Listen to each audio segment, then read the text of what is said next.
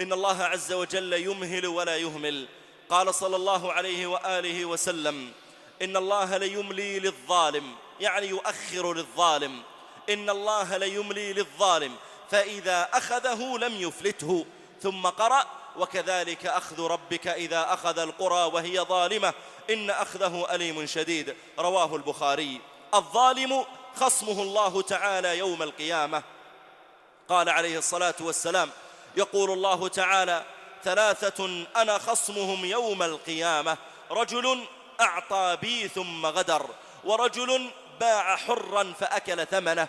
ومعنى قوله صلى الله عليه وآله وسلم أعطى بي ثم غدر، يعني لا التزم بشيء معين لشخص، كأن يكون أخذ منه مالا وأقسم له أن يرده إليه، فلما سمع ذلك المأخوذ منه المال القسم، وثق في ربنا عز وجل ورضي أن يعطي ذلك الرجل المال فغدر.